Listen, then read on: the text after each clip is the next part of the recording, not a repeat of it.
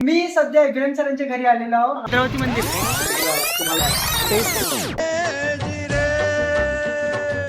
Hello guys, welcome back to my YouTube channel Nitin road डायरीजमध्ये आपल्या सर्वांचं स्वागत आहे. आज मी उकडलेल्या आलूची भाजी करतोय. तर आपण आलू उकडायला ठेवलेला आहे, त्यासोबतच इथे राईस बनत आहे. आणि भाजीसाठी मी एक वेगळा मसाला आपला रेडी केलेला आहे, जो नेहमीच करतो. यामध्ये आपण पेस्ट बनवणार आहोत, मिरची, गार्लिक आणि लसूण या सर्वांचा. तर बघूया कसं बनवायचं. सध्या आता आपण पेस्ट करूया आणि त्यानंतर भाजीची ग्रेव्ही बनवूया. तर मी सध्या इब्राहिम सरांच्या घरी आहे आणि कुकिंग करतो आहे. मला राईस बनवायचं आहे, भाजी बनवायची आणि त्यासोबत पोळ्या. तर सध्या माझं ग्रेव्हीसाठी जो आहे ना, आलू पण उकडीला आलेले आहेत. जसं ते झालं आहे का आपण उकडलेल्या आलूची भाजीची ग्रेव्ही रेडी करूया. भात आपला रेडी झालेला आहे. आम्ही 2 लोक आहोत, तर 2 लोकांच्या हिशोबाने मी आहे ना 2 वाटी पीठ घेतलेलं आहे. हलकंसं मीठ पाहिजे चवीनुसार. पीठ भिजवून घेऊया, जेणेकरून पीठ आपलं पोळ्या बनवण्यासाठी रेडी होईल. आपलं पीठ भिजून झालेलं आहे. म्हणजे कसं असते, आपण कुठल्याही कानाकोपऱ्यात गेलो, जर आपली जेवणाची सोय नाही झाली तर आपल्या स्वतःला स्वयंपाक आला पाहिजे. ती तयारी राहिली पाहिजे आपली, की आपल्याला स्वयंपाक आला पाहिजे. तर माझं पीठ भिजून झालेलं आहे. आलू थंडे झालेले आहे. याचे शिलटे काढून घेऊ. आलूचे शिलटे काढून झालेले आहेत. तर हे झाले आपले आलू कट. आता तुम्ही म्हणत असाल मी इब्राहिम सरांच्या घरी आलेलो आणि मला स्वयंपाक करायला लागत आहे. ॲक्च्युली त्यांची वाईफ ही नागपूरला आहे आणि काल रात्रीच आम्ही हॉटेलला जेवण करायला गेलो. मग बघा 150 रुपयाची थाळी, आणि ते रोज रोज बाहेरचं जेवण चांगलं नाही. त्यांनी तर म्हटलं मला की आपण बाहेर जाऊन जेवण करूया. मीच त्यांना म्हटलं त्यांना मी घरी स्वयंपाक करतो, आपण घरी जेवण करू. तर माणूस कमवायला येतो तर 2 पैसे वाचले पाहिजे ना की 2 पैसे गेले पाहिजे. मेन टास्क है सब्जी बनाना, और सब्जी अच्छी बननी चाहिए. तो थोड़ा पानी ये सोख लेंगे गरम होते बराबर. आता आपण कढई गरम झालेली आहे, त्यामध्ये आपण तेल टाकू. तेल थोडंसं गरम झालं आहे की त्यामध्ये आपण थोडंसं जिरं टाकू, राई, आपण कांदा टाकू. ही जी आपण पेस्ट बनवलेली आहे, ग्रेव्ही थिक झाली पाहिजे त्यासाठी ते. आणि हा आपला एक स्पेशल मसाला. तर सध्या इब्राहिम सर पण आलेले आहेत आणि जिरं आपलं गरम झालं आहे. जिरं, मोहरी, यामध्ये आपण टाकूया कांदा. काय डालेंगे? कांदा. याला थोडंसं लाल होऊ द्यायचं. इब्राहिम सर वाईट नसल्यावर तुम्ही काय करता जेवणाचं कसं?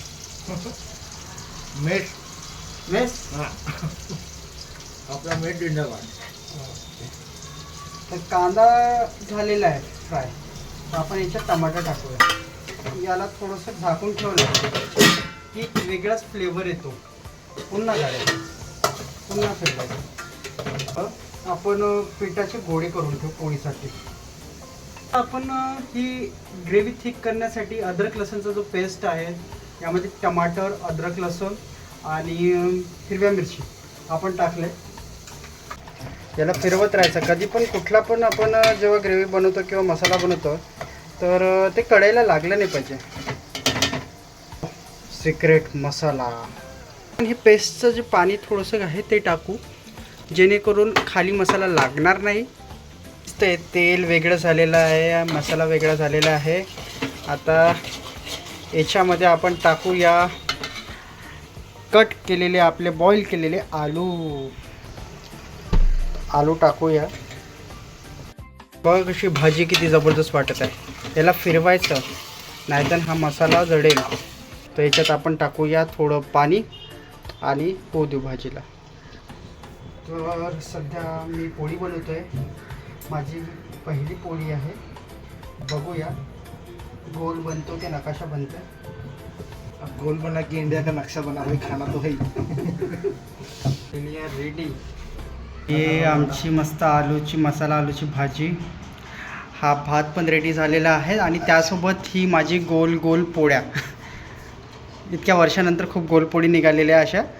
आणि आता आपण रिव्ह्यू घेऊ इब्राहिम सरांकडून. ही मस्त गरमागरम आमची आलूची भाजी झालेली आहे आणि आम्ही कसं आहे नागपूरचे लोक आहोत ना, तर आम्हाला तर्रीशिवाय मजा नाही येत. तर ही तर्री पण सोबतच्या सोबत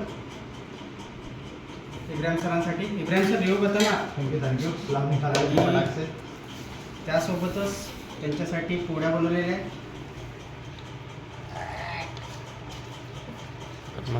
थँक्यू गरमागरम आलेली आहे.